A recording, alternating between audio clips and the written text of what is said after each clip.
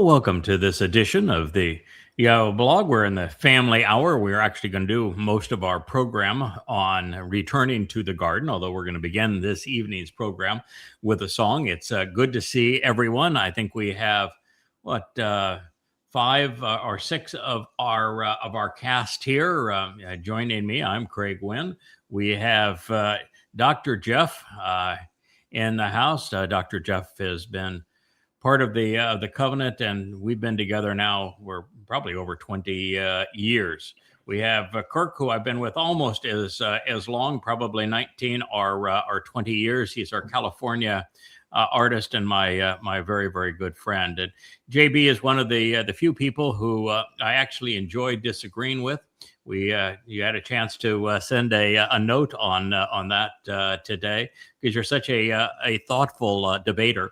And it's kind of fun when we find something that we can actually disagree with. But computer tech in Texas, always a pleasure to see you. And I there's a time clock over your image, but I would assume that you're back in my pool, Kevin. Is that correct? Yep, that's right. There you are. You are back in my pool. Kevin has come back from a bit of a hiatus. A family passing your father-in-law. And so it's good to have you back with us. We've been trying to get a vlog on the blog going, but I understand we have some technical issues. I only have about 400 posts on Facebook for us You're to ready, go huh? over. Yeah, I'm ready. We could do like a 10-hour vlog on the blog. So it's one of my favorites. I really like that format. It's fun, it's fast-paced, and so it's one of my very favorites. We have also, Rich over here to my right. Rich is managing all the controls. There's Rich this evening.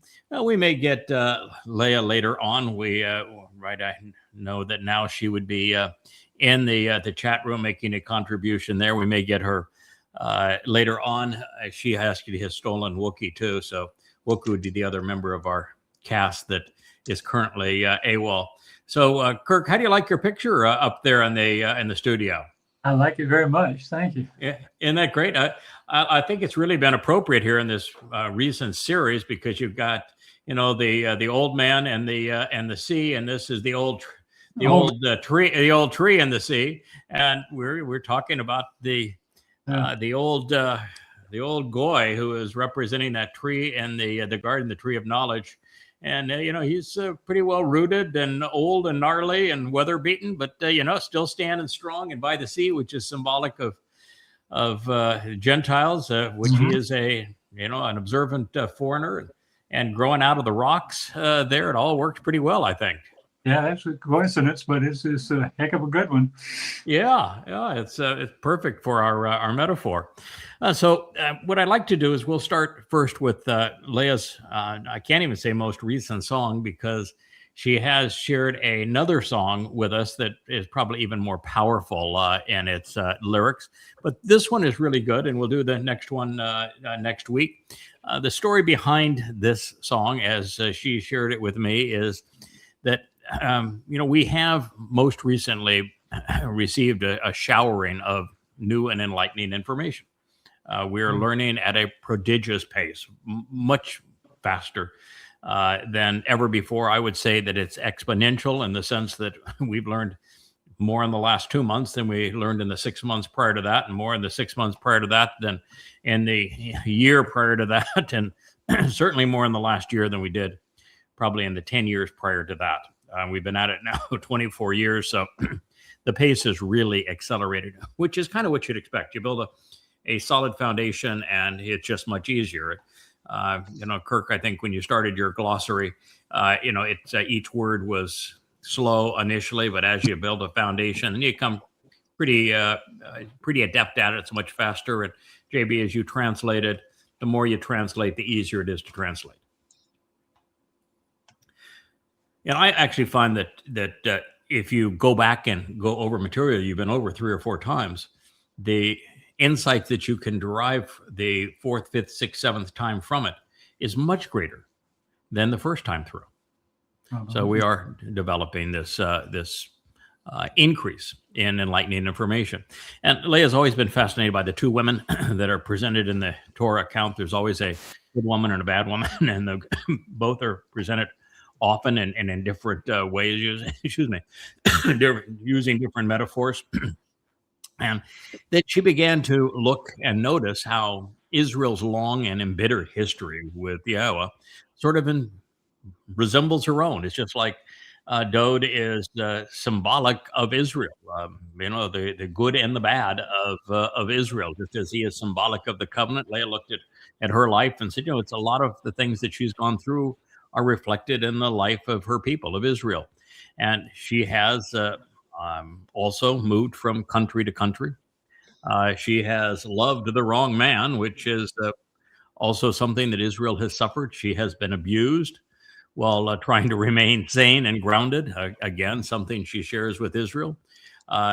She has at times been pulverized by life. And on paper, her life looked good, even great. But in reality, she would say that life was like drinking a fine wine and having it taste like vinegar in her mouth.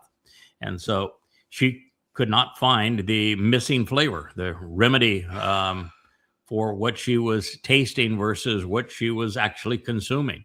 And she wanted to enjoy the fine taste of wine again. And she claims that, and I'm grateful for this, that Yada came in like a charging bull. He's not very timid. And her life was transformed. And to hear her say it, she said that she's better for it, and the rest is history.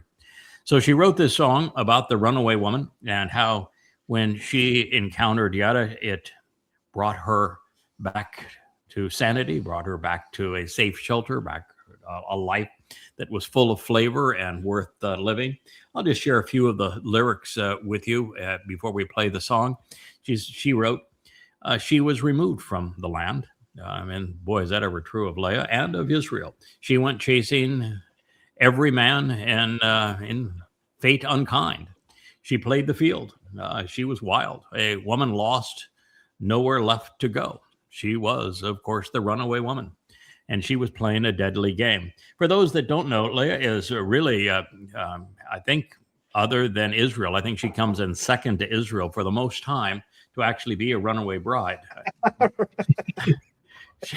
She did it. She did it 5 times. So, you're definitely looking at your watch if you're at the altar waiting for Leah. But Israel has her beat in this regard. So the runaway woman playing a deadly game, tossed and torn and caught in shame. She bowed her back. She roamed. She strayed. But Yada's come round and has showing her the way. So she danced with the shadows. She kissed in the night. She got fooled and used till she lost the fight, bent and broken, but still wild as fire. None could tame her. None could shame her. So she is this runaway woman.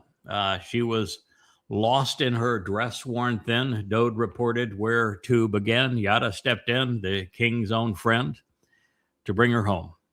Love's bound to mend. So this is the introduction to her song. I think we'll play it now, and you'll have a chance to listen to it. It's a beautiful melody. The graphics are also lovely, and the lyrics tell a story, and it's a story that plays out in the life of Israel.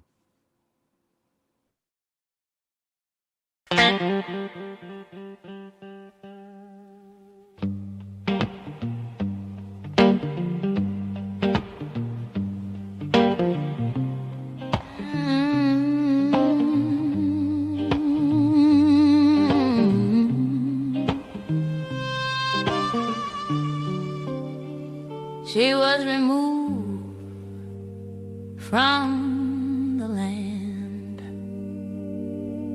when chasing every man in fate unkind. Play the field like a wild, wild cow, a woman lost, nowhere left to go.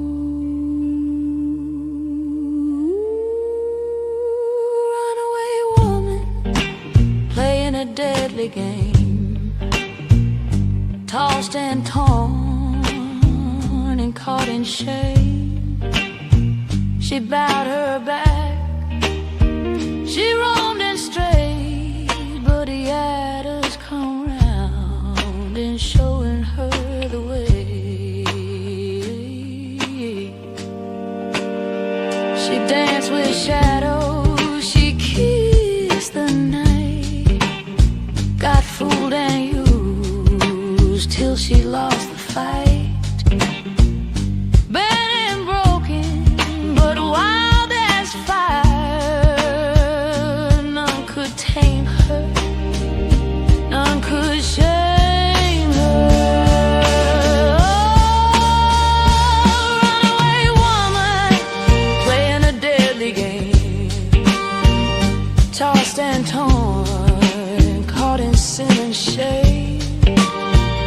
Turned her back, said she'd never stay, but he had us come round and showing her the way. When all was lost and her dress worn thin, Dad reported where to begin. Yada stepped in, the king's own friend, to bring her home love's bond to mend. She knelt at the throne, head and heart lay bare, the zikaron in her hand, I lay there. Dowd's arms open, his love still there. No more running, no more lies, a restitution paid. She's the queen in a king's eyes.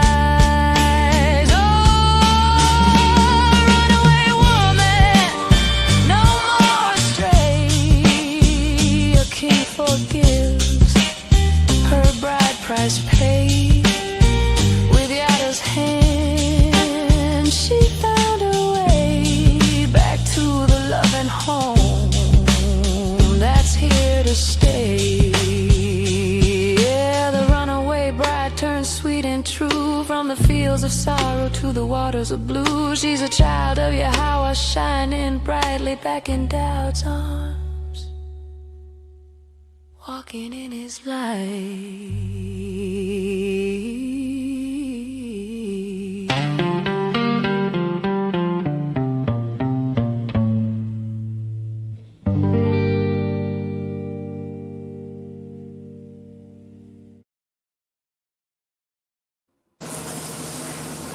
Goodness, Amen. that is genuinely marvelous. When you view that song from the point of view of a Yehud, speaking of Yisrael, and the song applying to Yisrael, particularly what we know of Dowd's return, the homecoming being Yom Kippurim in year 6000 Yah 2033, and that the purpose of the sacrifice of the Adam of Parah, what's considered to be the red heifer, although he is not red, and his apparel will be red, and he is a man, this symbolized by a bull, not a female cow. But nonetheless, it's the sacrifice of the Adam of Parah on Towrah that prepares the adulterous woman. I'm not saying that Israel is sexually adulterous, or Leah. It's a reference to cheating on Yahweh with false gods, which is what Israel and Jews have done for a very long time through Judaism. And what God is offering this adulterous woman, which is the remnant of Yisrael, is purification on Towrah, so that she can be wed again to her returning king, Dowd. And that is the message of Yada, the purpose of YadaYahowah. It's what we are conveying to Yisrael, so that they are prepared to be among those who are purged on Towrah, so they can enjoy the family reunion and the wedding on Kippurim. So the bride has run away for 3,450 years, and is finally in a position where she can return to her king, who still loves her, who has forgiven her, and who wants to be joined back with her. And I think in that light, it is really It's really a marvelous song. We have lost our friend Kirk. Maybe we'll get him back. He was the reason we were a little tardy getting started today. We love Kirk. Technology isn't Kirk's strong suit. It's not really mine either, but that's not a criticism. But we will do our best to get Kirk back as we proceed. With that backdrop, I do want to return to where we were at the conclusion of our last program on returning to the garden. And by way of introduction, God's story comes full cycle. We are going to return to where we began. And after sharing the creation account with us, of which the fourth day was the most insightful, and when God spoke, that said that there would be two individuals, a greater and lesser luminary, and they would serve as signs for the Moedim, these restoring witnesses to the eternal testimony, and that he restores his focus on those same two individuals, calling them the Etz Chayim, tree of lives, and the EtzDaat, tree of knowledge, in the garden. And in this story, he tells us about what went wrong with his relationship with Adam. There's Kirk. And the relationship with Adam was not good. And what we learned is that God caused the fall of man because he wanted humankind to grow up, to accomplish something, to go to work, to show that we could stand up once we have fallen, that we can be productive contributors to a relationship, that we're capable of listening and learning and being responsible. Because what God really wants of us is to be able to take us off this rock, this protective enclosure that's conducive to life that we call Earth, and explore the universe together. And it's really big, 2 trillion galaxies, each with a couple 100 billion stars, each with planets and moons, and who knows what else is out there. And that's only 5% of the universe. The other 95%, we don't even know how to calibrate it at this point. And so God's recognizing that, man, there's a lot of stuff out there. And right now, we make decisions in 3 dimensions. We're stuck in the ordinary flow of time. And so we aren't very dangerous other than nuclear bombs and stuff like that. But we're here in a 3-dimensional world that is conducive to life for us. And he wants to explore the entire universe that he created. And there's a lot of stuff out there that's not conducive to life. And the distances are immense. And there are things like black holes, which are really, really dangerous. And furnaces that we call stars. And so before we're released to that and released in 6 and 7 dimensions, God has a reasonable expectation that we will listen to his instruction, that we will respond appropriately, that we are interested in learning, and that we want to grow based upon our diligence and in benefiting from being taught, and that we are reliable, we're dependable, and that we actually want to engage and make a contribution and can be counted on to do so, not to be a deadbeat, not to be a dependent. Mm-hmm. Why would God want to spend an eternity with someone who is a dependent? And why would he want to spend an eternity with somebody that doesn't do anything, makes no contribution, doesn't even want to listen? And that was the case with Adam. And Towrah may have been worse than Adam, although Towrah was not created for YAHOWAH. Adam was. Towrah was created for Adam as opposed to for YAHOWAH. So it didn't work. And there was no chance in that protective enclosure that it was ever going to work. So YAHOWAH said, we're going to find out whether or not this has any chance of working. And it came very close to failing once already. That's when those within the Salma around the Black Sea, where the Garden of Eden was, that region was flooded. It was an asteroid strike that caused the upwelling of seawater to Yahweh's description. And he regretted having created humankind and started over again with humans within the Salma, with the aid aboard the ark, and taught us a valuable lesson about the ark. You know, what would you say? Any one of you, what would you say? What is the lesson of the ark? Well, there's the 8 in there, 8 people that he saved. There's the I like the way it was designed. Quite frankly, that's a prophecy in itself.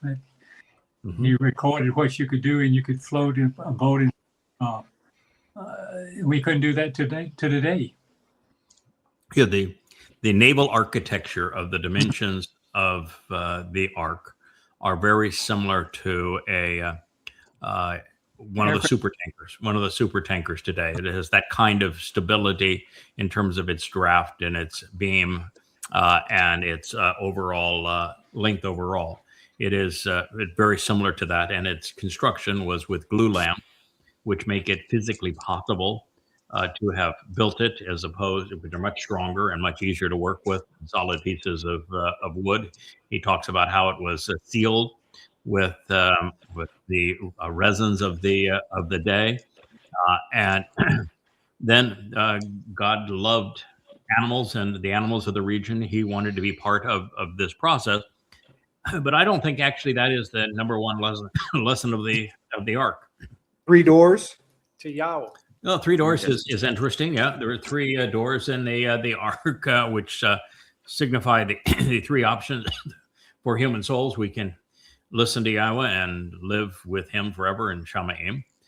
We can refute him and do as so many have done by being religious and political and spend an eternity in Sheol, separated from him, or their souls simply cease to exist. That would be true. And you said Noah listened to Yahweh. He didn't argue with him. He didn't question him. He listened to him and followed his instructions. That's it. Act upon them. Yeah, that's the key part of it there. He listened to what God said, and then he did what God had asked. God gave him a set of instructions, said, this is what I want you to do. That took a lot of work, enormous amount of work to do this. And it was, could God have just made a giant boat? Yeah, here's a giant boat. Could God have put them on board and said, happy sailing? Yes, but there'd have been no lesson learned there. Mm-hmm. The problem in Eden was they didn't contribute. They didn't work. They were specifically created, Adam was, to be observant and to work in the garden, to collaborate on making it better. And they did nothing. So the story of Noah is the solution. Listen to God and act accordingly, and you will find salvation.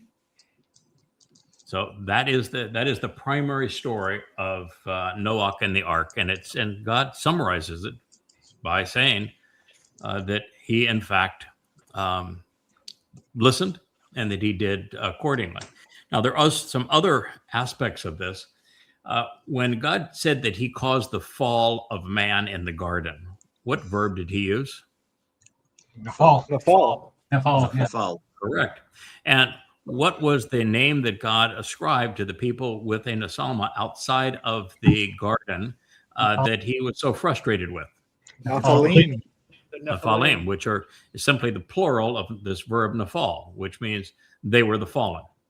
And so there is a story here. Noah was saved from the fall, correct? Yeah. Wouldn't that be the insight here? Okay. Right. Israel had another chance, another bite at this apple, if you will.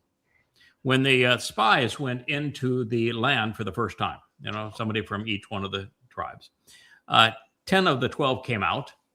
And what did they claim that they saw in the land? Nephilim. Right. They thought that they saw Nephilim, and they were scared spitless of them. Were there any Nephilim in the land? No. They imagined it. And so they, just like the religion, you see men turned into gods and religion. That's what they saw in the land. And God says, so you've chosen to fall right here on your faces, and that's why there's going to be a pile of corpses right here as a result of what you have done.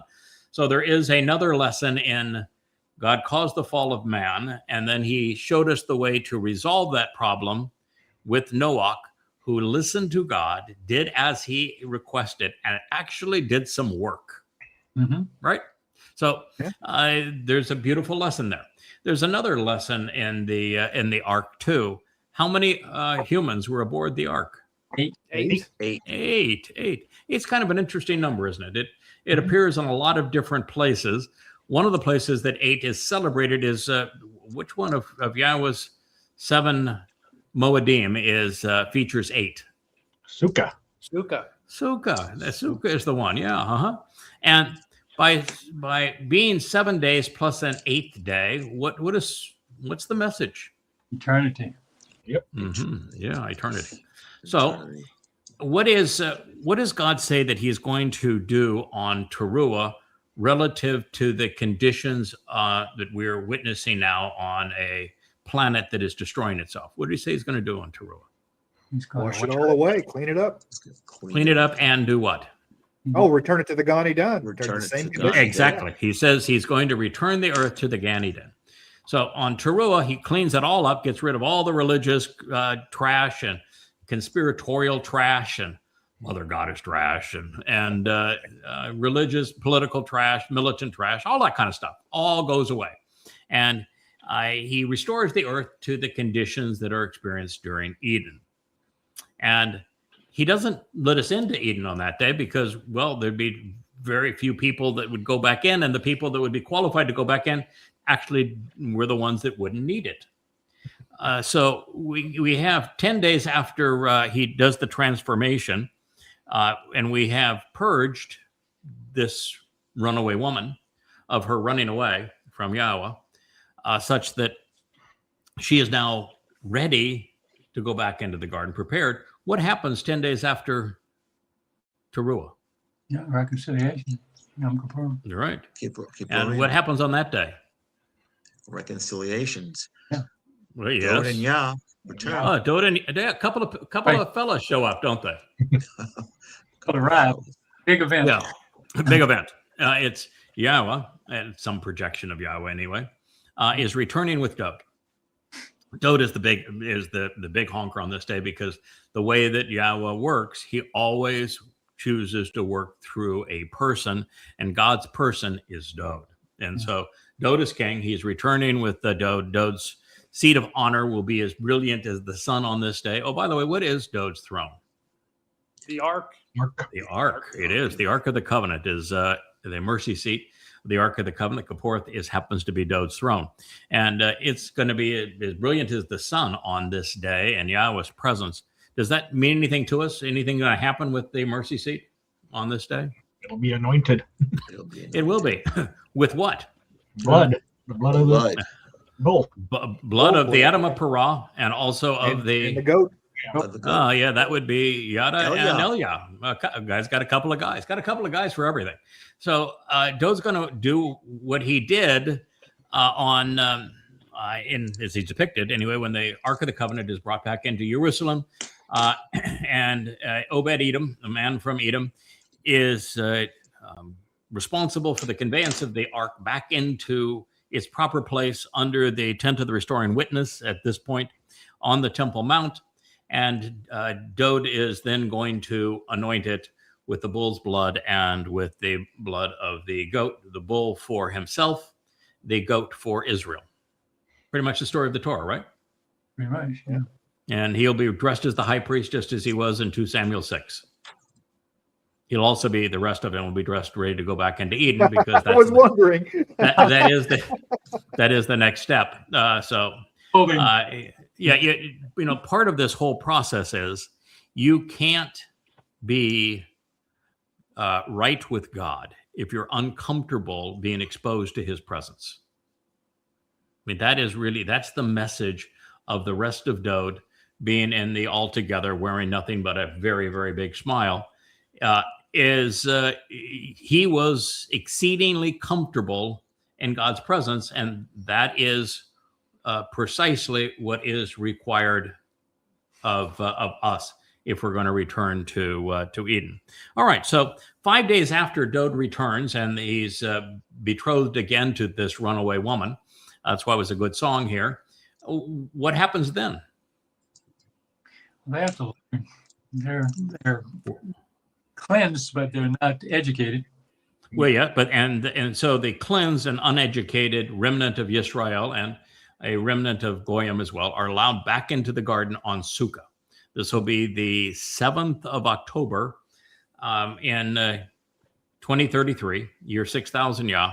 They're allowed back into the garden at that time. And why then, what's going to happen then? Why do we have prophetically 7 days plus on 8th day? And why is it Eden? What's the story all about? What is the prophecy of the Garden of Eden that replicates itself with Sukkah?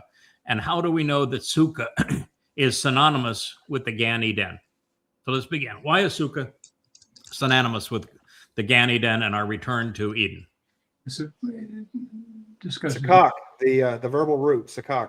That is correct. Sakak is the verbal root of Sukkah, and Gan is based upon the verbal root of Ghana, and both of the verbal roots say exactly the same thing: sheltered, protected, covered, and therefore this protected and sheltered garden is where we are going back to, and God has made it very clear that he's returning the earth to the conditions of Eden during Towrah. And since Sukkah and Gan mean the same thing, it's obvious that's the date that we're being led back in. What was in the center of Gan Eden that might be there again? Two trees. Tree of life and the tree of knowledge. Yeah, a couple of trees. Yep, the Etz of Chayim, lives, and the Etz of knowledge. Why would it be called lives? Why, everybody wants to say it's the tree of life, but it isn't. It's the tree of lives. Why would it be the tree of lives? 3 lives. Dowd had 3 lives. Well, Dowd has 3 lives. That's true. We get two lives. That's right. That's right. That's right.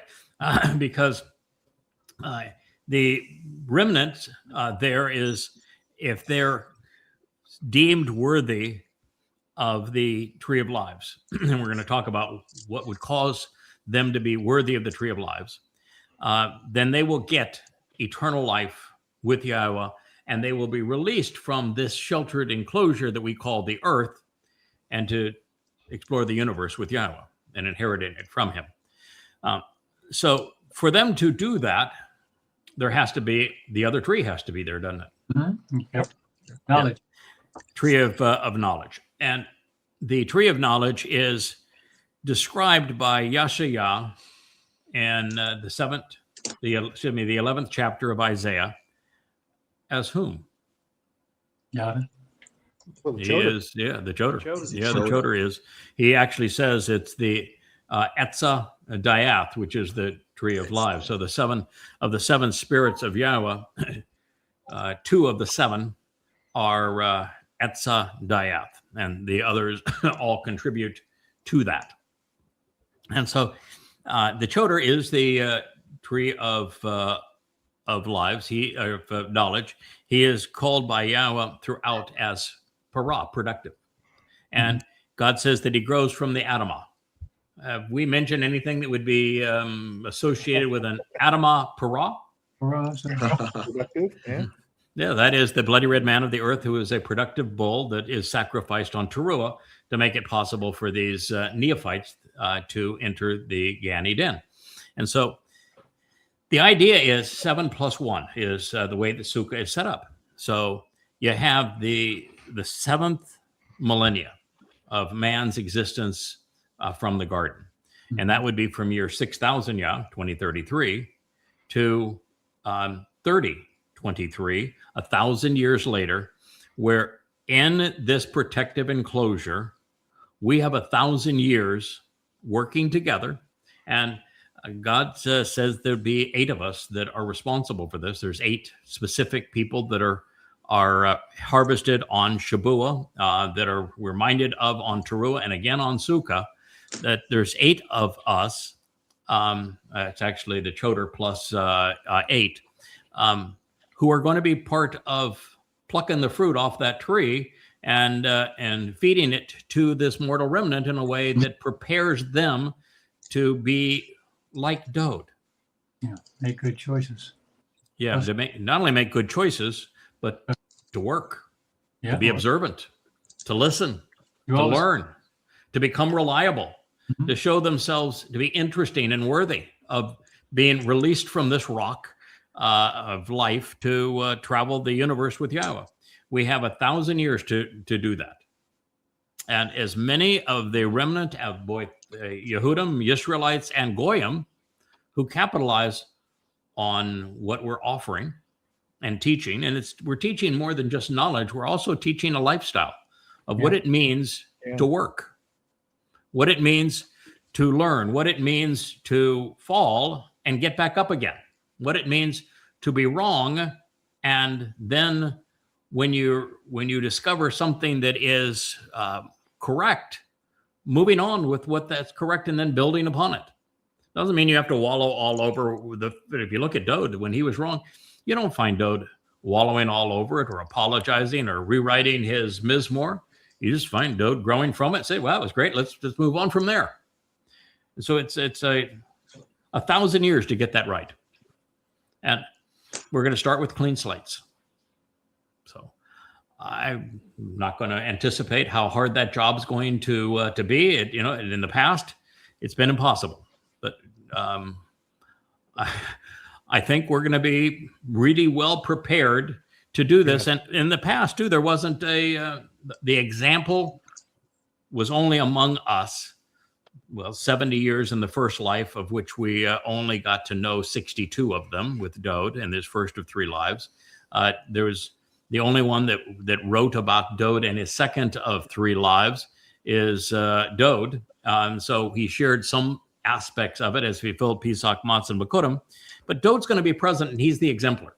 And let's talk about Dowd for a moment, because Dowd is the very thing that Adam was not, and that is the lesson that the world needs to appreciate about Dowd. Adam did not listen. Dowd did. Adam did not learn. Dowd did. Adam is not shown engaging in conversation with YAHOWAH. Dowd did. Adam is not shown doing anything and making any contribution. Boy, is Dowd ever the exemplar of that. I mean, he unified Israel, captured Jerusalem to be the heart of Israel, reclaiming its natural heart, acquired the Temple Mount, wrote the lyrics to about 100 Mizmor and Mashal. So he is the ultimate lyricist and writer, teacher in that regard. The national anthem, if you will, for the covenant. He defended Israel on 66 battles. And that's a man who's doing his work. He engaged. Busy boy. And Dowd is the perfect example because he wasn't perfect. I should say he is the ideal example. And the ideal example to YAHOWAH is not to be perfect. Because if we were to try to define perfect as being godlike, then God would enter eternity with a bunch of mini-me's. What would he need? Why even go through the human experience for that? Right. And No, you know what no, else? And there's nowhere to go but down. Right. And if you wanted a mini, if as a person, you want a mini-me, go talk in front of the mirror and see how long you can talk in front of the mirror before you're bored with yourself. Right? Yeah. You can make it a house of mirrors. You could be surrounded by mirrors and have microphones all over echoing what you're saying. It's really, really boring because you're not adding anything to reflect yourself. That's so one of the this myths idea that's, of, go ahead. that's one of the myths that's perpetuated in Christianity, perfection. And the mistranslations also, that you have to spotless lamb. Yeah, it's Tamim. The spotless, perfect lamb. Is there? You're a medical doctor. You've seen a lot of people, right? I certainly have. Have you ever seen a perfect one? No. No. Have you seen some imperfect ones? Yeah, usually the question you ask sometimes is, what brings you here today? What's wrong with you? But many of my patients, you have to ask them, what's right with you? What do you understand? What part of you is working? So, the fact that Adam did not is when he made a mistake, he owned up to it. Absolutely. Beautifully. Adam immediately took, not me. Not me, Matt. It wasn't my fault. She gave it to me. In fact, it's your fault. You gave her to me, so it's your fault. And then she gave it to me, so it's your fault. That's a great point, JB. Accountability. I've never heard once where Adam or YAHOWAH took responsibility for anything. Dowd did, man. He manned up. Mm-hmm. And when YAHOWAH said more than any other attribute of Dowd that he was Sadak, right? Mm-hmm. And he was vindicated and vindicating, and yet Dowd said, I have more flaws than I have hairs on my head. Is there any chance that God is looking for perfection? No. No, did God say, this is my chosen one? This is the man that I'm calling my son. I'm saying I am his father. I'm anointing him as the Messiah. I'm bringing him back as king of forevermore. He's going to be Elion in my presence. He's going to be the very influence of God. And yet he wasn't perfect. Because God's not looking for perfect. Because, well, if he was, he'd be really lonely. And he'd be bored out of his mind if he actually got it. Yeah. So he was never asking for Adam to be. Adam was not thrown out of the garden for being imperfect. No, just do something, guy. God, do something. Make a contribution. Show that you can think. Yeah. Show that you're reliable, so that if you do make a mistake, you can own up to it, right? And he didn't. Dowd did. Dowd engaged. He made a contribution. In fact, you can't have a better there is never been a more wonderful, loving, courageous contribution than a man saying, I know what I should do. And what I should do is I should come back in the second of third lives in year 4000 Yah 33 CE, and I should serve as the Passover lamb. Wow. And I'll let my body be killed as the Passover lamb, and then I'll do the hardest thing ever. I'll carry everyone's guilt into Sheol, and I'll deposit it there, and then I'll become the living embodiment of what it means to be Bikuwrym. And only then is it appropriate for me to return as king forevermore and lead this remnant of Yisrael, because, well, clearly I will have earned it, and I will have earned their respect. It doesn't get any better than that. It's the greatest gift bequeathed upon humankind. It is. And was Dowd able to come to that by divine download? Hardly. No. And as a matter of fact, every time we read about it, it was Dowd who said, I want to do this, and that he convinced YAHOWAH that it was the right thing to do. Mm-hmm. Now, I'm positive that YAHOWAH recognized in choosing Dowd that he had this in him, and that I think he recognized it would happen. I'm always cautious, though, in not doing what so many want to do. They want to pretend that God knows everything. But if he knew everything, this whole experience would be a waste of time. Yeah. Yeah. He specifically has to know how it all ends up. Otherwise, we don't get there. But the way we process it and get there has to be entertaining for him. Otherwise, there's no point to it. So I'm not certain that I'm certain he didn't give Dowd the download. I know how Dowd figured out that he should be the Passover lamb, because I figured it out for him. And if I figured it out, he could figure it out. And so he made that, he listened to God. He thought about it. He manned up. He said, I'll do this. And he did. And he did the hardest thing of all, I think. I don't think the hardest part was actually serving as the Passover lamb or going into Sheol. You know what I think the hardest part was? What do you think, Kevin? Oh, I was going to say matzah. I going into Sheol with matzah, I think would That's the thing that would scare me. Anything else, I think I'd be okay with. But what do you got? Yeah. I mean, well, I agree that that's by far the hardest part, and you're going to go into a black hole, and you're trusting the set apart spirit that has been on you, part of you since you were 8 years old, and you're trusting that set apart spirit to keep you safe and to release you ultimately from Sheol. But I mean, I'm going to tell you, the idea of having your flesh ripped off your body by Roman flagellum and being spit at, and then being tortured on the most excruciating form of death known to humanity, that's no walk in the park. No. I actually think the hardest part was him having to witness what he was going to do 1,000 years before he did it, and then write about it. Can you imagine writing about the pain of crucifixion and the anguish of going into Sheol, and witnessing it and writing about it 1,000 years before you would endure it? No.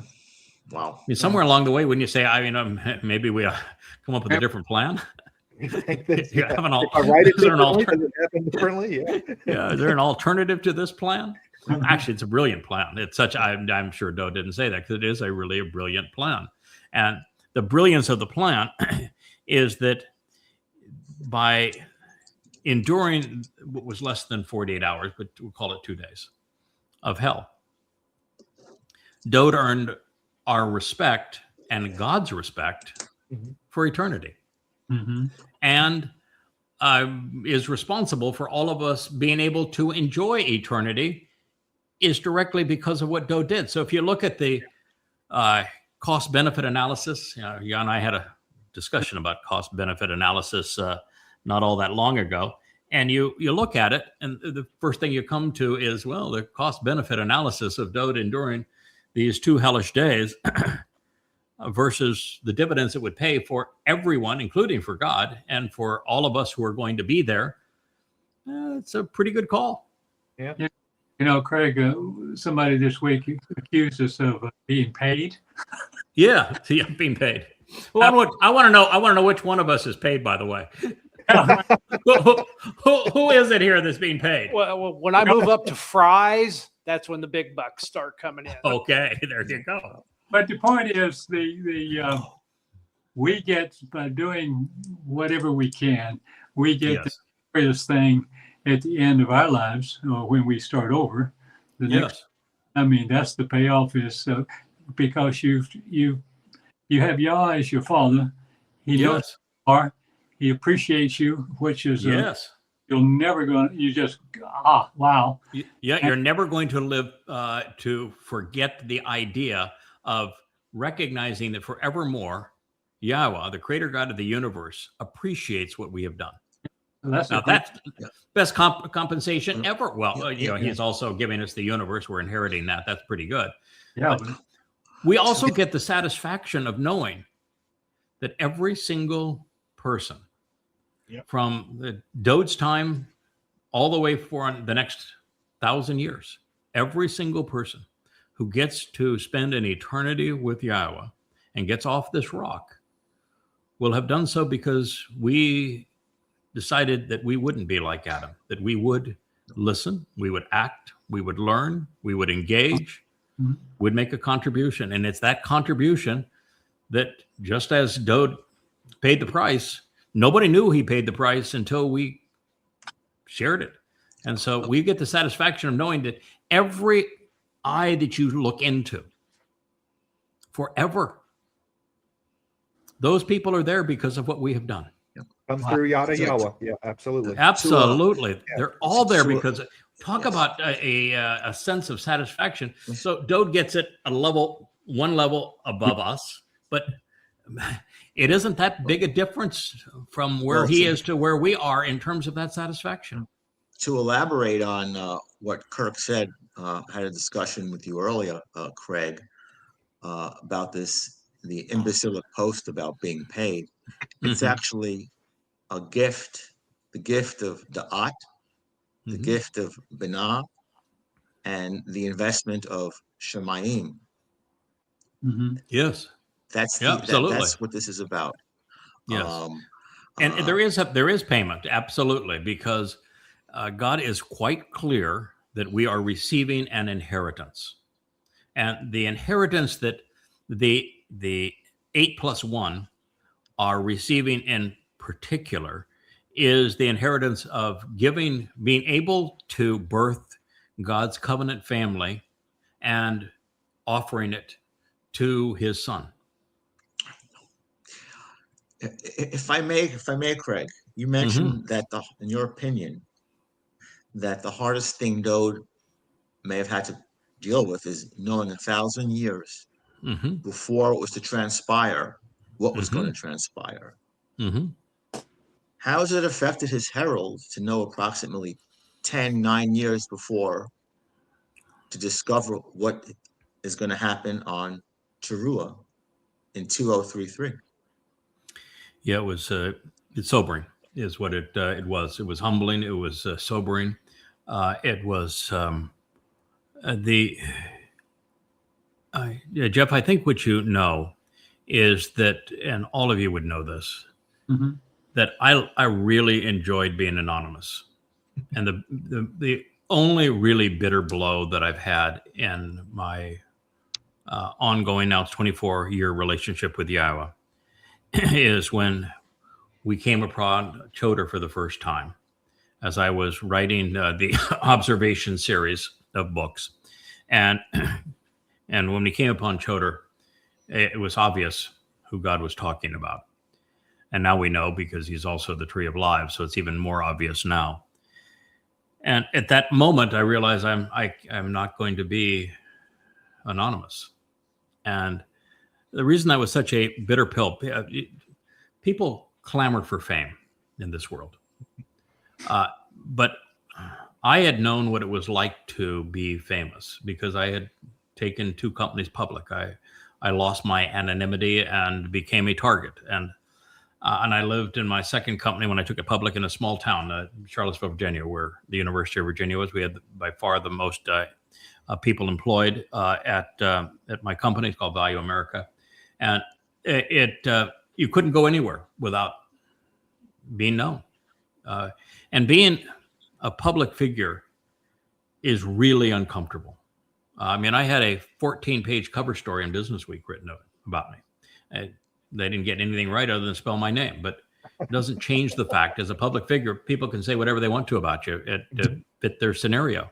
And it's blistering. It's a horrible experience. If God had told me when we first met, by the way, you're going to do this, and you're going to be a public figure in doing it, I probably would have done worse than Moshe did, and just walked away and said, "Nah, you got the wrong guy here."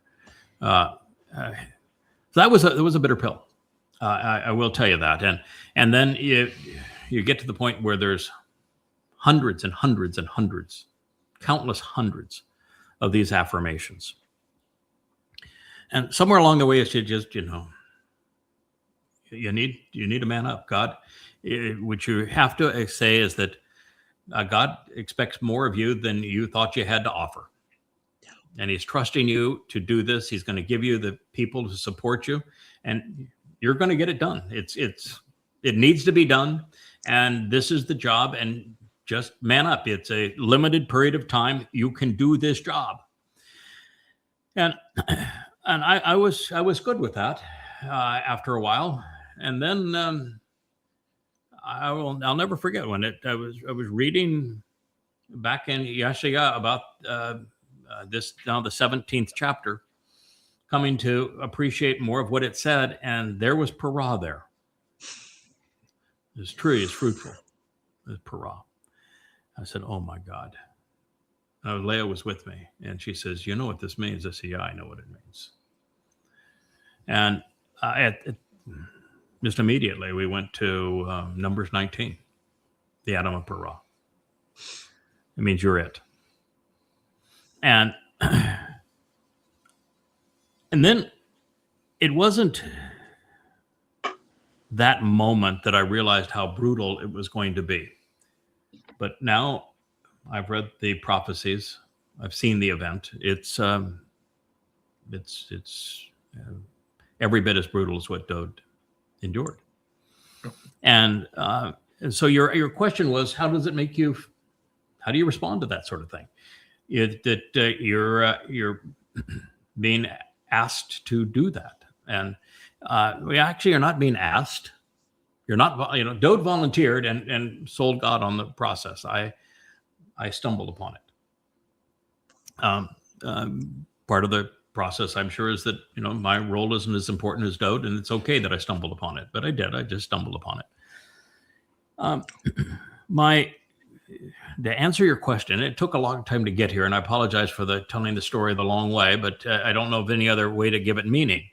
No. But my initial response was twofold. One is I felt a sense of calm that God would have enough trust in me that I would actually do this. That to have God write you into the story that way and say that, this is something exceedingly brutal, and God thinks you're capable of doing it, or he wouldn't have written the story this way, because you can't flake out now, man. You this is the way the story reads. So my first response was, wow, okay. If that's what you think of me, then I need to live up to that expectation. And the second response is that the moment I read that, my life changed for the second time. It changed when I read Towrah, and all of a sudden, now this wasn't just opportunity, it was responsibility. And when you read that you're going to make the sacrifice that's going to purge the final remnant of Israel, and then you're going to be part of the team that teaches that remnant so that they can get off this planet and live up to God's expectations, the next thing that strikes you is give it your all. Don't cheat one moment. Give it your all. Start early, finish late. Do this as diligently as you possibly can. When you get to the end, you want to be able to look God in the eye and say, I did. I gave it my all. The reason I mention this, Craig, is I think it's important for covenant members and non-covenant members and anybody with two neurons to realize what this mission entails. Mm-hmm. Also, how you were cultivated from a very young age, just as Moshe was, mm-hmm. steeped in Christianity, mm-hmm. value America.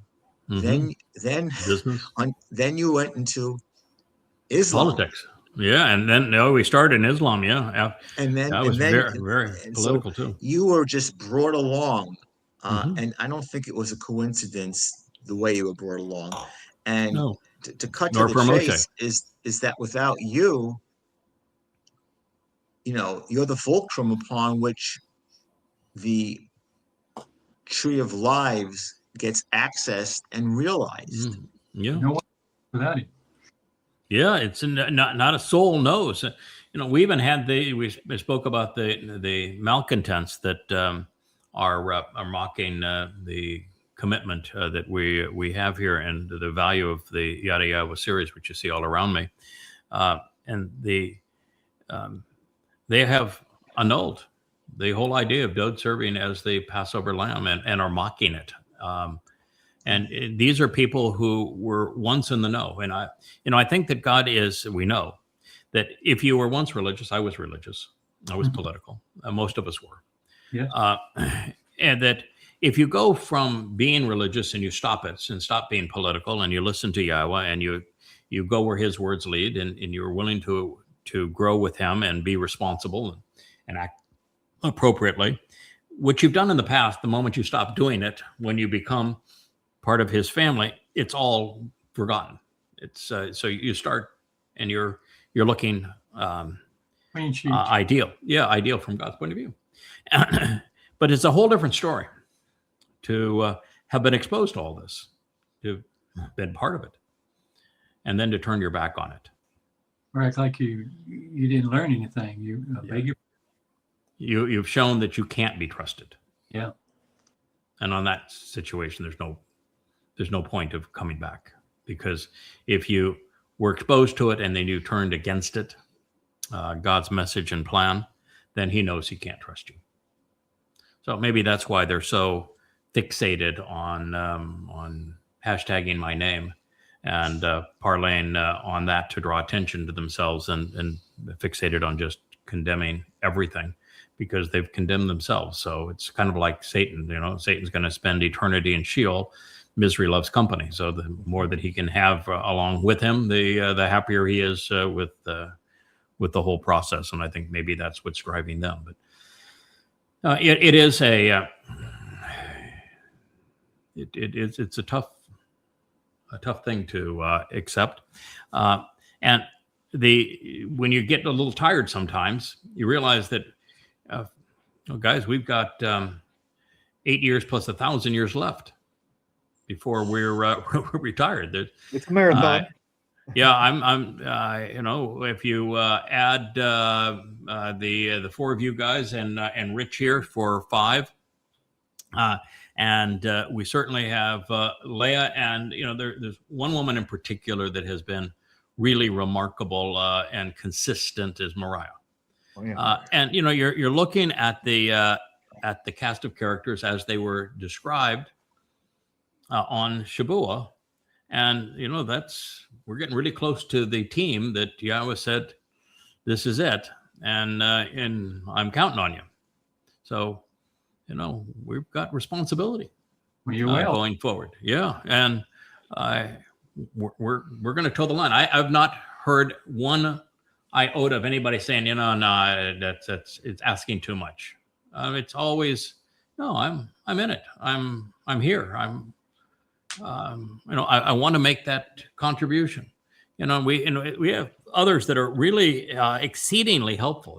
Like Mike makes such huge contributions to the show in the background, a huge benefit fact checking. We're going to have Mike. I don't want to have him on this program. We just get too many people and nobody has enough time to express themselves. But really love to get Mike on a show, and I want to hope that my good friend Joe kind of gets back in gear, and he's been hugely effective in getting the books published and getting the site built. But I would love for my friend Joe, because I've gone through a lifetime with him. It's somebody that I know you can depend on, because he's an extraordinary individual, a man that I deeply love and appreciate.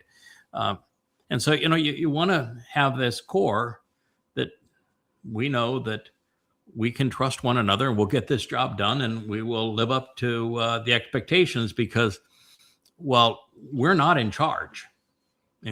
Right at the moment we are, but we won't be in 8 years. We're second tier, and boy, is that ever an advantage. Sign me up now. So we go and we become the second team under Dowd, but Dowd's no dummy. He learned from the best. Yahweh delegates everything. Mm-hmm. You're really good at delegation. Dowd's going to delegate too. So this is what we'll be expecting going forward, and it is a marvelous job. So these two trees branches are intertwined. It's why the Towrah is a stem, and why Dowd is called the Shemek, the great branch. And it's why the presentation of the Towrah in Yashaya 11 speaks of his roots, and it talks about him being parah, being productive, and why he's called, based upon the spirits of Yahweh, the Etz Daat, which is the tree of lives, and given intelligence, chakma, given understanding, bena, giving the very spirit of Yahweh, so that you can speak for Yahweh, and having a great respect for Yahweh. But Dowd, second to being Sadak, right? The other thing about Dowd that made him special is that God's second most commonly used attribute of Dowd was Gabor. Man had courage, man had character, man had grit, he had confidence. And that's one of the 7 spirits of Yahweh. It's the one that sits right neatly between Etz and Daat, is number Gabor. 5. Number 5. Yeah, you need to have lots and lots of the number 5. Ruach number 5 is what we'll call it. It's the scent of confidence. On a bull it would be a pheromone or pheromone. Leah has been studying bulls lately because Yahweh chooses his metaphors because they convey messages that he once conveyed, and the role that I've been asked to play is that of a bull, and Gabora is very bullish. It is confidence, character, being forceful. And combative when need be. And combative. Yeah, absolutely combative. Gabora is a fighter, one who engages in the battle. And so this is our calling. This is why Leah's song, Runaway Woman, is just so perfect, because we're not here for us. Our ticket's already punched. We get the inheritance. We get to spend eternity with Yahweh. Our ticket's punched. So we're not doing this for us. And other than satisfaction, we're not going to gain anything by making this contribution. But the satisfaction goes a long way. Yahweh is, he's so good about the preparation of us and then sharing credit when we do anything that's worthwhile, that he's just somebody you don't want to disappoint. Yeah. I think it was pretty remarkable, the Etz and Etz, advice and counsel tying right into Etz tree of knowledge. Dowd.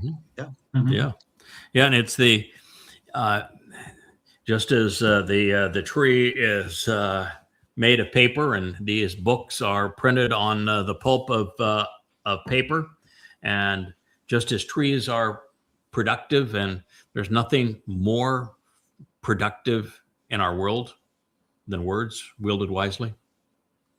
They bring more fruit than anything else. It just like the tree that you draw, it's rooted in the rock beside the sea, and it is productive, and it stands up against the storms and in the test of time. In the test of time, and here we are. I think the one thing that we'll get to explore later, it's certainly hinted at, is that souls are undervalued. Bodies are overvalued. We look and say, that's Kevin, that's Jeff, that's JB, that's Kirk, that's Rich over there, that's Craig right here. We look at faces and bodies, and that's what we think we are. That's what people think we are, but it isn't. Our physical bodies are decaying, and they're useless to us. They're replaceable tools. The only thing that matters is our nephesh souls, and a nephesh soul is energy based. And so when you take your energy, your nephesh soul, as Yahweh will, and it's enveloped in radiant energy and light, which is that transformative effect of the fire as we approach it during the Moed Mikre. And we then have our nephesh surrounded by energy and light. All of a sudden, things change. We're empowered. E equals MC squared. We are, and you're able to go back and forth from physical to energy with E equals MC squared. Just in the energy state, it's so much greater. You are unleashed in time. Time is no longer a constraint. Amazing. And so if on a photon of light, time simply is. And that's why Yahweh can be precisely accurate in prophecy. He is not predicting the future. He's reporting on future history. He has witnessed our future in our past and reported our future to us previously. Well, the same thing is true with us when our souls are enveloped in light. It's why Dowd was able to witness his own fulfillment of Pesach Matsah and Bikuwrym and report to us 1,000 years before he endured it, now nearly 3,000 years ago, of what would occur, being precise about how he would suffer crucifixion at that time.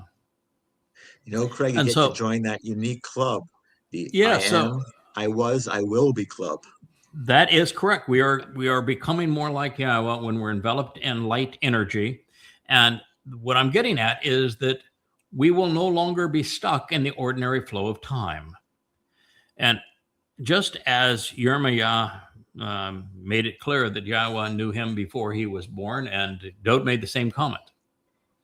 And it's important that Dowd made that comment because I do think that YAHOWAH, with the souls of those that he wants to be enablers of his story, that he's known those souls for a very long time. And that YAHOWAH has no issue in bringing them back and forward in time to accomplish aspects of his story along the way. And I think that's one of the things that we're going to learn, is that God has known us for a very long time. And he has come to be confident in our ability to carry this out, and we have become confident in his ability to enable us to do so. It's a marvelous collaborative effort. And it's one of the things that I don't think most people have an appreciation of with God. And you're right. I see so many feeds of atheists trying to mock the religious God. And what they don't understand is that if God had done for humanity what he did ever so briefly before the children of Israel, which is to appear as fire in their presence and speak directly to them with their booming voice, the likelihood is that humankind would have responded the same way as the Israelites did, which is, we're scared to death. We cannot handle being exposed to you. That's just the whole story of the naked in the garden, before and after ignoring God's advice. Before ignoring God's advice, they were comfortable being exposed. Dowd was comfortable in God's presence. He was comfortable being exposed. They were not comfortable being exposed to God. They thought they were going to die. And I think humankind at all, seeing YAHOWAH, would run. I don't think you actually become comfortable with God until you remove him from a pedestal. You don't remove him. You don't see, which you say, you don't see him on a pedestal. Mm-hmm. When you start seeing God as an enabler, as someone who is working with you, someone who is supporting you, someone is trying to help you get this done, as someone who is approachable, then you start feeling comfortable in his presence. And this is, such an essential part of where we are and what we're trying to do, is to convey that sense of confidence that we're comfortable in God's presence. We're comfortable with who we are, what he wants to achieve with us. And over the next 8 years, and then 1,000 years after that, we are going to get it done. And I'm just thrilled at the pace too that we can learn. Look what's happened these last few months. No joke. It's so exciting to be where we are and to have so many things fit together so beautifully. And yet there've been, challenges. I'm struggling from a little glitch. Rich has he was a great musician, and now the hands don't work like they once did, but you're It's only a matter of time. It's only a matter of Everything's time gonna work making it go. And Kirk, you're got a great smile there, but you're a little under the weather at the moment. And we all have our aches and pains. Dr. Jeff, you came out of a pretty tough period not too many years ago. Correct. Right? We've all had them, and even JB, you've gone through a rough patch here and there. Yeah. I know I have. Mm-hmm. And it's part of proving that we can get up and have the wherewithal to get going and show that we're reliable. Craig, you just described, in a loving way, Yah is just the penultimate Abba, the penultimate Mhm. father. He is. Absolute Yeah. antithesis of a Baal, and Mhm. and the ridiculousness of resurrection, the body. Oh, yeah, It- it's, it's the just- souls. Yeah, it's the soul. The whole Christian concept of a resurrected God and an empty tomb is ludicrous. I mean, the last thing you want is to go back to a body. What you're trying to do is be free of this body. The universe is not accessible to anyone in a physical body. You can't even send a physical probe out to the next star. It's just never going to get there. They're touting, well, there's, possible that there's life on a planet kind of like Earth. Maybe we think possibly that's, 40 light years, or maybe it's 20 light years. Okay, well, that's 400,000 years to get there at the fastest we could possibly go, being exposed to cosmic rays all the way. And oh, by the way, people don't live 400,000 years in their present bodies. So what on earth are you talking about? Why even discuss the possibility that it's out there when you can't get there? And so long as we got physical bodies, we have to get rid of these things to be able to soar with Yah, which is why the whole process that God is offering is so marvelous. And that's the payment. That is the reward. That is, and we're not doing it for the payment of the reward. We're actually doing it because it's the right thing to do. Yeah, it's fun too. And, It is fun. Yeah. I love learning, the translations, and then when you get to now in real time, we get to share. Yeah. It's really cool. That's my favorite part. I know, JB, I told you that when you started translating, that you would probably find the same thing I did. You can't just present the translation. People have had access to the material for 3,000 years, and it hasn't made a tinker's damn worth of difference. It's what you can learn from it that matters. And as soon as you've done the translation and you've seen insights and made connections, the part that's burning in you is to share it. Yep. First thing you want to do. The first thing you want to do. And it's your job is not complete until you have done it. And that's the joy of the whole thing. And that's actually what God is looking for. He is looking for us to have this sense of adventure through his words now, and his willingness to engage. And, all the way through, he is constantly calling Moshe and Dowd, for example, these are my coworkers. That's the thing I was trying to get to a moment ago, is that God is not going to be this big booming voice to get our undivided attention and perform a bunch of miracles, because if he did so, he would be undeniable. What good is that? Then there's no free will involved. Everybody's either going to be intimidated or run away or say, oh, well, do me. Yeah, do me. But no, he's got to prove his existence, which he does through prophecy beautifully. Then give us a roadmap as to how to get from here to there, and then trust us to navigate it. And once we find those directions, to have the compassion towards others to share what we've learned, and recognize that we have to have courage to do it, because man doesn't like God very much. Man's much more comfortable with false gods. Men are much happier listening to men lie to them than they are to have God tell them the truth. And so God has chosen from that experience. He announced it with the children of Israel. He says, I'm good with that. I will not speak directly to you again. I will not meet with you directly again. I will work through people. And all along, he has found people that he thought was interesting to get this job done. And here we are. So, somebody wants to say, there's that whole cult out there that wants to, their whole purpose now is to say, not you, not true. They're not offering anything other than negating not you, not true. But the fact of the matter is, this was the only means that God had under the plan that he outlined to get us from here to there. And he's gone 3,000 450 years without a relationship with his people. They erased his name.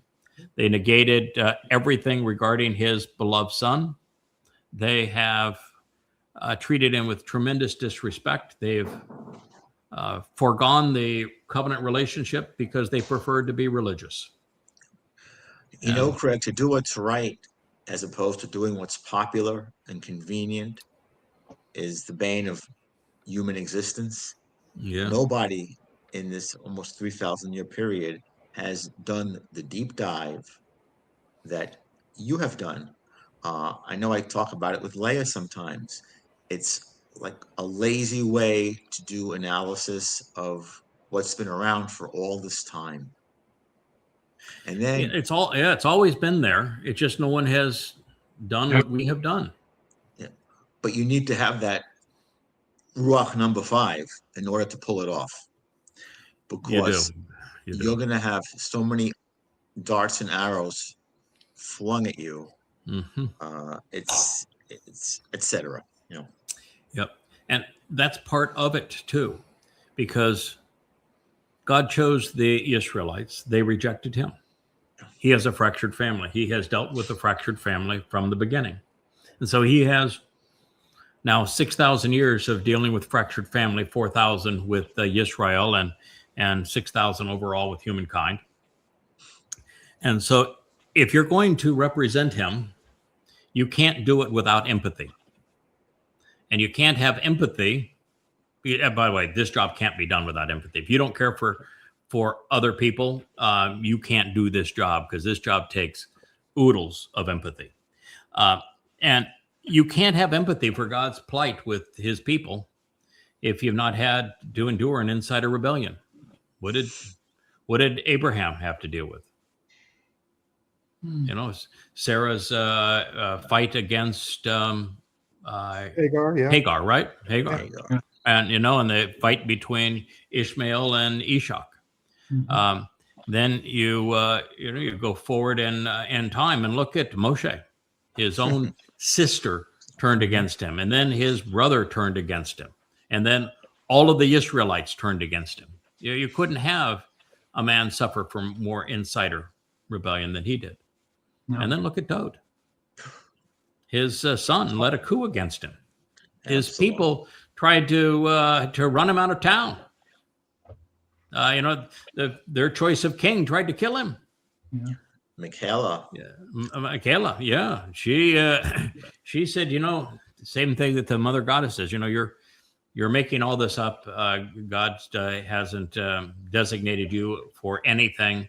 And all of these titles, all of this acclaim, all of the things that you claim are true about you and Yahweh, you've made them all up. And no. And the same response to Miriam. God says, no, I know exactly what I'm doing here, and I'm speaking through him and not you. And the same thing was true with Dowd. And so until you have an insider rebellion, you're just not going to have the empathy to do this. When God announced his divorce with Israel, who did he announce his divorce with? Hosea. No, what was unique about Hosea among all prophets? He married Gomer. Gomer, yeah, more the temple prostitute, yeah. A religious prostitute, right? So if you're going to have a guy that's going to have empathy for what it's like to be married to a religious whore, and in Israel, wouldn't you have the person that's going to pronounce your divorce marry a religious whore so he'd have empathy? How come Israel never figured that out? I don't know. Why does Israel not understand that the adulterous woman of Numbers 5 is them? Because they're religious. The whole introduction to that is goddamn religion. Goddamn religion. How do you not get it? When the Towrah is finally introduced in Isaiah 11, the first 10 chapters of Isaiah are all goddamn religion? You guys are disgusting. This religion of yours is repulsive. Mm-hmm. And they play it. Oh, that's not us now. Yeah, that's not we. That's not us. Craig, how about how brilliant Yah is in that he brings it full circle. It began with the Goy. Excuse me, the chosen people, Yehudim. It's the Goy who brings them home. It is. It's just so amazing. You know, Obed, obviously, Adam Esau. and Towrah were Goyim, not Yehudim. And obviously Noach and his wife and his sons and their wives, they were Goyim. They were not Yehudim. And then we're dealing with Abraham and Sarah. They're from Babylon. They're most certainly not Yehudim. And Chaldeans. They're Chaldeans. They're Babylonians. And then you finally get to Abraham, and God is saying that we're going to create this covenant, but the first son of the covenant, he's not Yisrael either. He's Jacob. He's giggles. And then you go and Jacob has a couple of kids, and there's a family reunion. I mean, a family split right there. The eldest son is kept from his birthright by a conniving mother. Yeah. Those mothers. And Esau, his mother cheats him out of his birthright. And so fractured family again. And then it's Jacob that gets the blessing. And then Jacob has the 12 sons of become Yisrael. But boy, did he ever have a fractured family. I mean, look at all of the antagonism and infighting between his wives and the concubines. And then when the kids are finally off on their own, they go and sell one of their brothers into slavery, and they go and trick the neighbors into being circumcised. And once they're hurting from circumcision, they go and pummel them and rob them. I mean, this did not start off well. And then you have the Exodus, and they all want to tell God to go to hell. We don't ever want to see you again. We don't want to hear from you again. We want to be religious. We want to go back to Mitzrayim. I mean, it's been nothing but a disaster. But you're right. Every person in God's story, early in the Torah, all the way through, you get to the point of Jacob. And Jacob himself is not a Israelite either. But it's only his sons that are called Israelites. And so everybody prior to that is a Goy. Yeah. And the Israelites were chosen for the covenant, except for one thing. They didn't choose God back. They didn't choose back. And God said that he searched to find a single person among the Israelites that would listen to him. And you know how many he found over this chasm of time? Zero. Yeah, zero. The last was Mikael. Not Mikael, but Malachi. Malachi. Yeah, Malachi. Thank you. My messenger, Malak, and when it said Malachi would be my messenger. And so Malachi, Yoel, Yahweh is God. Zechariah, the most memorable of men. Those were the last three prophets. And after them, we have 2,500 years, and God said, I couldn't find a single one, not one. And so he has gone full circle, just like we began in the garden. We're coming back to the garden. He started with a Goy. He's going to finish the story with a Goy. I mean, and that's why he presents, the story of the observant foreigner, this Nachri. We always think, well, it began because our first recognition of it was in 2 Chronicles 6. So we always think it's Solomon's speech on a Towrah in front of the first temple, right after it has been completed and it is now being dedicated. And he speaks of the role that this observant foreigner is going to play in the last days to bring Israel home. And that's what we always think that's the introduction of Hanachri, one of the most important prophecies that's given by God. But that's not where he first appears. You know where Hanachri is first introduced? In Genesis. Devarim 29? Devarim 29, that is correct. In In the Torah. Deuteronomy, the 29th chapter, is where the Hanachri is introduced, which is why Solomon did not have to explain who he was to the children of Israel. He's right there in the Torah. And so God told Israel that he is going to come full circle. The 18th chapter of Devarim, Deuteronomy, is all about Dowd. Dowd's the man. And we're going to accomplish this through Dowd. And he even begins the Torah, the first chapter, You can't get earlier than the first chapter of the first book of the Torah, right? And he's telling you the story about the greater and the lesser luminaries. Yeah. They're both, from God's point of view, terrific. But the greater luminary, Dowd, and the lesser luminary reflects his light. They both serve as signs of the Moedim, of the restoring witnesses to the eternal testimony. It's obviously prophetic of these two individuals, then the work they're going to do together. And then you turn to the second chapter. That's about as close to the beginning as you can get again. And he's introducing them again as the two trees in the garden. With Dowd being the tree of lives and the lesser luminary being the tree of knowledge that leads you back to them. It's pretty darn hard to miss. And you even look at when Yahweh is communicating with Abraham, and he says, all right, we're going to do this covenant thing. And the first meal that they have together is, God says, here are the fellows that are going to make all this happen. And he has the ram, the bull, and the goat. And then all the way through Kara, which we call Leviticus, called out, when you go through the Moed Mikre, who are the characters? The ram, the bull, and the goat.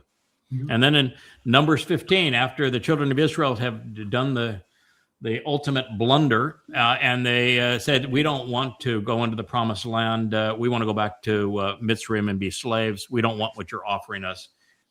And God said, okay, well, everybody over 20, you're dead. Just over for you. I don't want to be around you either. And then his first presentation to the under 20 crowd, what do we call it, Gen Z today? His first presentation to them is, I want you to listen up. I got three guys. There's the ram, there's the bull, and there's the goat. And collectively, those three guys are going to be the three primary symbols and three men that I'm going to carry out this story. And he even goes all the way through this final remnant. And he says, that the bull in this story, he's good for something, but not good for everything. He can resolve guilt of omission, not commission. Because God's going to already have purged the earth of the overtly religious, political, militant, conspiratorial, anti-Semitic. It's only those who are victims of those things, but not perpetrators of them, that the ash and the waters and the fires pursuant to the Adam of Perah can purge. And he tells you the whole story right there in Numbers 15. So the story is everywhere. And Numbers 11, when Dowd gives up and said, God, these people are impossible. I do not want this job. Why do you hate me? Why did you give me this miserable job? Why don't you just kill me because I can't do it? God's very clear right there. I got a couple of guys. Don't worry about it. It's Dowd. Well, the Almighty is beloved, and my Dowd, his companion, his friend. This is not a secret that God has laid all of this out for us, and that he described the tree of EtzDaat as the tree of knowledge and the Towrah, or that Dowd makes it very clear that he is the one, and in Devarim 18, he is the prominent one who restores life, and he is the tree of lives. So it's all there. It was always there all the time. Dowd's Mizmor proclaim, particularly the 22nd, well, actually the first 6 are overwhelming, plus 22, 88, 89, 103. They all proclaim that Dowd is our Savior, and that he and Yahweh are in like mind. In the 88th, God goes all in with Dowd. So it's always been there. I bring up what I bring up is a bias here, because as a Yehud and how averse I am to rabbinic Judaism, I just find it so deliciously ironic that the Obed-Edom, you think about that relationship to Esau, comes to bring it home, brings it full round, and puts it right in the face of you know whom. Yeah. Yeah. The person that God was so frustrated with, and because he went off and interwed with Yishak's, not Yishak's, but Ishmael's daughters, and is really the forefather of what became Islam, and it's such an egregious thing to God's people. And his name, Esau, has him be the hairy and bloody red one, and which is symbolic of Rome. The Caesars are the hairy ones, is what Caesar means, and Rome was bloody red. And so, God is using that as a metaphor for this is really bad. But the bottom line is that Esau was cheated out of his birthright, a fractured family, and by calling this man from Edom in the 63rd chapter of Yeshayah and 2 Samuel 6, the Obed Edom, as the one who repositions the Ark of the Covenant and who is the one, according to Yeshayah, who saves many. The story is that it is a non-Yisraelite that rectifies the inheritance of the family that was rejected through Esau, brings the family back whole again, cures that rift. It's a marvelous way that God tells the story and the metaphors and all the symbolism. And we just need to get more Israelites to listen, right? Yeah. Can I say something real quick? Sure, absolutely. Well, I just, as we're accused of being, I'm looking at the list. I don't know how to debate against that. I really don't. You have to be stupid to say, okay, I'm gonna put up a good argument that this is nonsense, and you're not. Yeah. I mean, come on, where do you go? Oh yeah, I love the idea that you block people and you're not willing to debate them because you're blocking them from your site. I think that I made it really clear very early on that I don't suffer fools well. Yeah. And I learned very early on that you never debate an idiot. You want to debate an idiot, you are an idiot, because that is a really stupid thing to do. If you know that somebody has access to information, which they do, to know the truth, and yet you involve yourself one-on-one with them to try to steer them to the truth when they're trying to steer you away from it, that is an absolute waste of time. Now, that doesn't mean you don't deal with them. You do. We did a series of shows on them, and it's a 100-page document that was presented on the Facebook site that goes through Yahweh's retort to their stupidity. Mm-hmm. So we did counter them. Yahweh countered them. We used Yahweh's evidence to counter them, but we're just not going to debate stupid. I mean, if you're that stupid that you can go from being part of the greatest opportunity in human history to besmirching it, you are really too dumb to be around. In fact, we're not trying to win you back. We're delighted that you're gone. I don't want to be around people this malignant, this stupid. So the separation is wonderful. We'll celebrate the separation. Thank God it happened, and that they're gone, and that we have nothing to do with them forevermore. But they ought to be really careful about this idea of blocking, because I can tell you something that I have blocked, and that is their access to ever be anywhere near us, or near Yahweh, or near Dowd for all eternity. Wow. Now there's a block for you. There's a block. And God does not suffer Yah's fools example. any better than I do. It follows Yah's example. What does Yah do to deal with the leprous woman? Yeah, isolation. Yeah. Hello. Isolation, separation.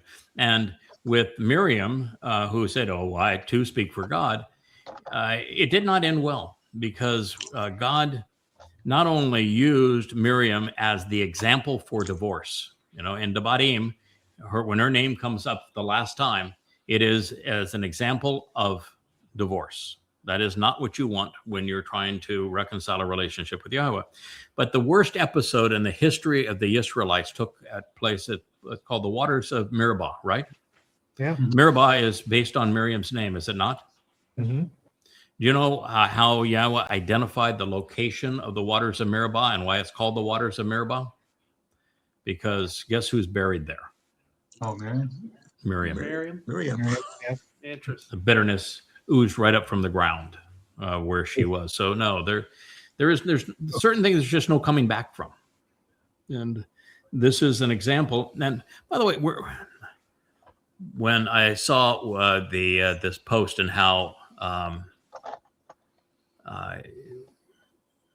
totally repulsive it was, their attitude, just rude, ignorant, irrational, stupid, moronic. You saw that, and my first response is, post it on the site just to remind people this is how dumb people can really be.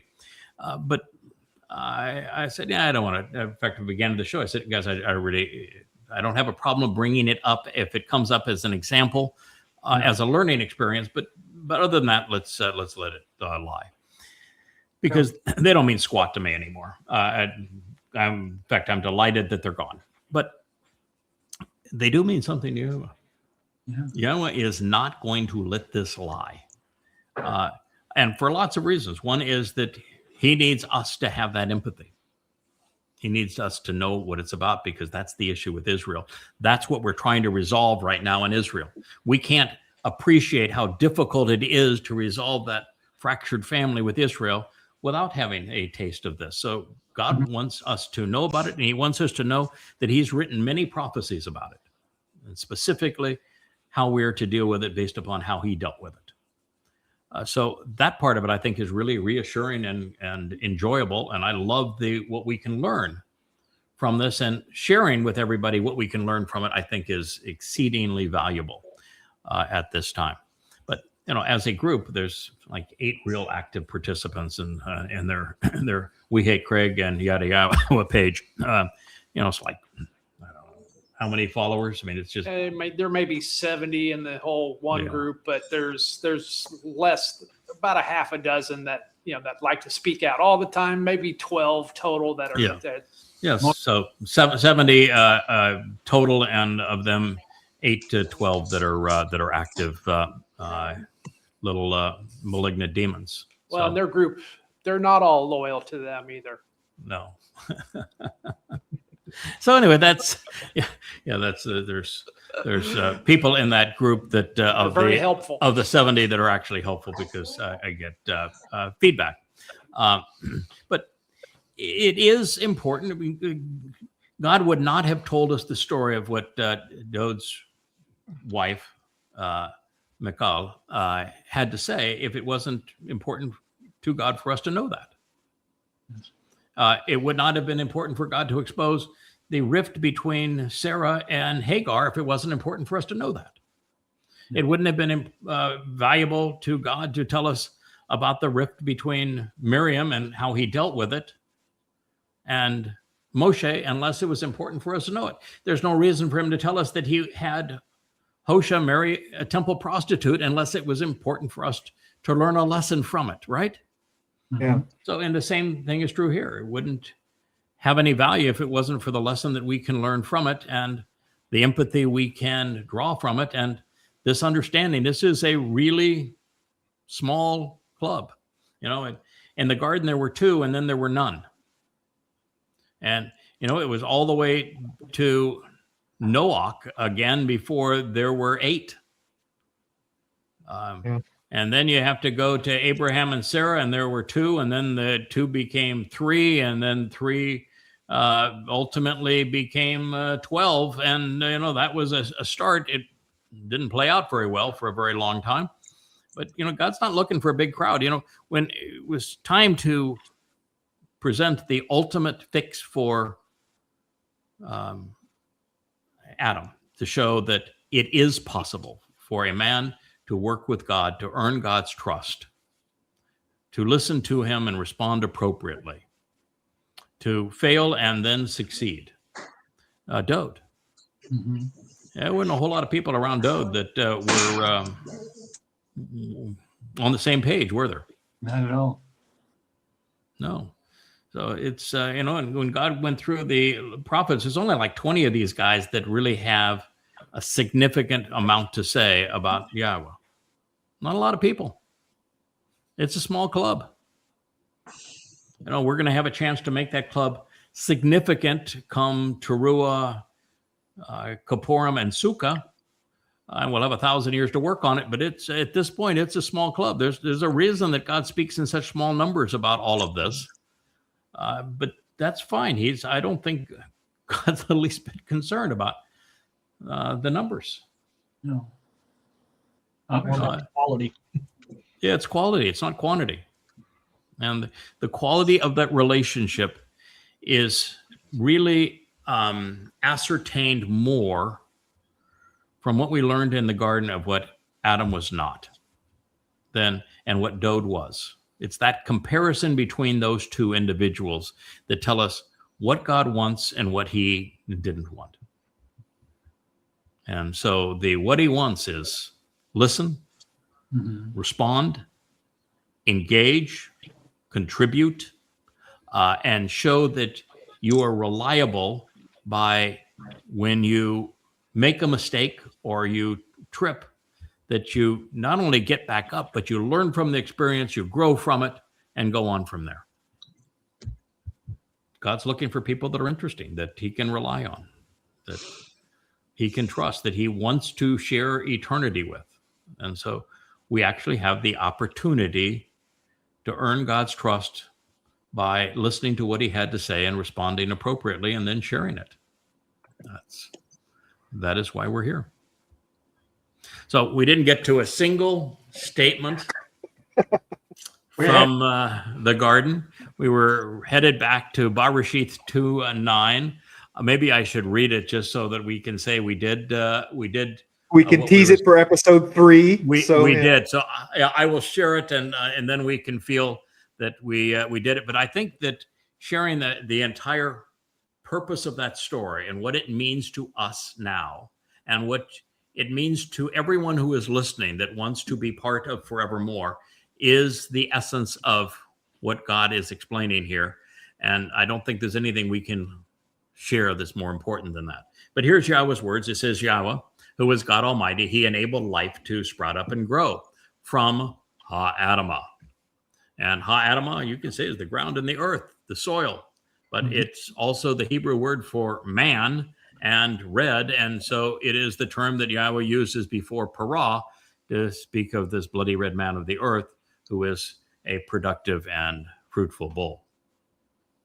The entire tree, it was written in singular, tree, Etz, productive, upright life with firmly embedded roots and branches which reach up to garner the light of the sun. It's from Etza and Etza, written the same way, to provide counsel and advice through diligence and effort on the entirety of the plan for the purpose of developing a backbone, overcoming challenges to advocate the proper response, no matter how painful at times, while even risking being shut out on occasion, because what you're saying is an open defiance of the schemes of authority figures. That's Etz and Etza.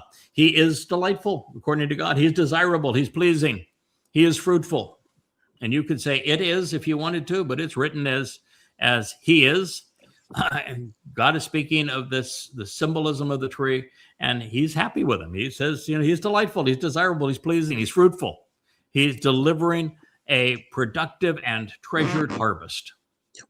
So God's all in. He's saying, you're doing a good job. This is what we wanted done. And he says he's visually portraying that which is clear and comprehensible, conveying a revelation.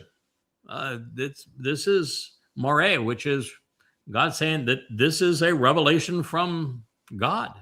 It's a phenomenal vision to ponder the implications of what can be witnessed, Ra'ah, and as a beneficial and good, productive and pleasing thing to consume for nourishment.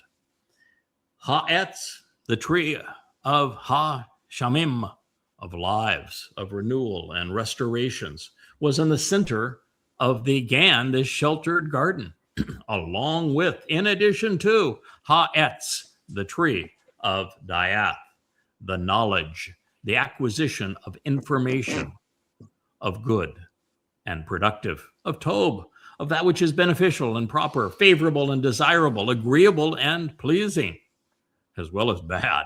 Ra, evil, harmful, wrong, erroneous, from corrupt compatriots, morally inappropriate, malignant, disagreeable rhetoric. This is Bereshith, 2nd chapter, 9th statement. In the beginning, Genesis. Laying it all out, isn't he? In street parlance, Craig, in street parlance, who be the tree? Who be the tree? Yeah, when you're now 24 years into this, and you got all freaked out when Yahweh says, you're the choder. And therefore you're enabled with the 7 spirits of Yahweh. That's never happened before. And you're going to write a sign, and you're going to be productive. You freak out a little bit because you say, okay, now I'm not anonymous, and now there's expectations. And then you finally settle all down at the end because he says, oh, by the way, you're nothing but a damn tree. Yeah, but that's really it. The choder is a tree. He's a tree of Dayat. That's what God said. And so you have to now. Who's the tree? Ask the fellow who tried to pick up and destroy the tree in Numbers 11. Yeah, Numbers. It was actually Numbers 15. I'm sorry. After presenting the God plan, his plan with the 3 fellows, the ram, the goat, and the bull. We read the story of the fellow on the Shabbat. And he wasn't picking up sticks. He was uprooting trees. It's Etz that he was pulling up. And it said, what should we do? Kill him, is the answer. Why? Because you can't uproot those trees, man. You grew up the trees. You got nothing left. The tree is the answer. The tree is the one that has the fruit. He's the one that's delivering the fruit that will direct you to what you need to know to capitalize on the tree of lives. And without the trees, you uproot those trees and toss them away, it's game over. Yeah. And then, of course, it was the tzitzit after that was so revealing, where God says, no, the tzitzit is not this tangled, frazzled mess. No, it's a flax. It's the flower of the flax, the blue flower of the flax. And I don't want you to wear it outside like you're trying to impress somebody, you're being religious. I want you to wear it on the inside of the hem of your garment. And this blue flower of the flax inside of your garment will remind you of what happens when the flax blossoms that blue flower. What happens then, Kevin? I don't remember. Well, what happens when you're nodding your head like, I'm right with you on this. When that flax blossoms that blue flower, means it's a beeb. Oh, that was easy. Yeah. We are told that the sign of a beeb is not just that the barley is green and growing, but that the flax is in bloom. And so that flax provides the linen for the high priest, which is what Dowd's going to wear. The blue color is shamayim, but it's the flower of the flax that is in blossom when we celebrate what Dowd achieved in Pesach Matsah Bikuwrym. And so that's why you wear that little blue flower on the inside of your hem. I've got my blue on here today, don't I? Get away from the microphone, but yeah, I've got my blue. That's the intent. It's to remind you that this is the ultimate tree of lives, Dowd's fulfillment of Pesach Matsah Bikuwrym. That's great. And we got Dowd with the bubble gum and the glasses there over my shoulder. Sure. That's the hipster Dowd. Great shirt, kahol v'laban, blue and white. Yes. Man, think about it from an artist standpoint. You got flax seed. You grind that seed oil. You've got the color that you're going to paint with, and then the linen is how you make the canvas. Isn't that spectacular? It is the portrait, and isn't that what the Etza is all about? It's the first person to see the entire portrait framed and from the proper perspective that can provide counsel on the entire picture. And don't we have that picture over the opposite shoulder? Dowd with the sunglasses is looking at the picture that you painted of the tree next to the sea growing out of the rocks. Yeah. Yep. And what color are the flowers that are right next to that tree? Blue ones. They were blue, aren't they? Right. Yep. So, and the fellow that is associated with the sea, this Ha-Nakri, who is this goy, synonymous with the sea. What color is the sea? Blue. Blue too. Yeah, there you go. So God's pretty consistent. He's and the guy that painted the picture. What color sweater is he wearing tonight? Blue. And you're swimming in my blue pool. Yeah. I have another observation, Yeah, fellas. yeah. Looking And at the picture, there's a few crags in that picture as well. lots of crags. Yeah, crag is one of the inside jokes that Yahweh has of our relationship. It comes up in Towrah, where it's the crags of the rock that protect that mortal remnant on Towrah, and it is a rocky crag at the top of Mount Moriah where the fire Yahweh spoke out, coming out of the fire. And there's lots of places throughout the Torah that Yahweh speaks of a rocky crag. And wouldn't you know that somewhere along the rain, I got the name Crag. Craig is Celtic for crag. Yeah, God doesn't miss a trick. He's been at this rodeo previously. Knows all about how the bull is ridden in the rodeo. He's been there and been there, done that, and doesn't miss a trick all the way through the story. You even got the Blue Ridge. It looks like the Blue Ridge Mountains before you. I'm sure there may be a different mountain, but the JB, you got blue there. The only one's missing the blue is my friend Dr. Jeff, but you got the Yahweh shirt on, so that gets it done. So we have gone the 2 hours that I said with the back today. We would not do a 2 hour program, but we survived it. We might still be able to crawl out of bed in the morning when the back has a chance to heal. Actually, it's no longer throbbing. You know that it's the evolve. Everybody's had back pain. So when the muscles try to stabilize I compressed the last vertebrae, and when you twist and you have a compressed vertebrae, then the muscles all spasm to try to protect the joint.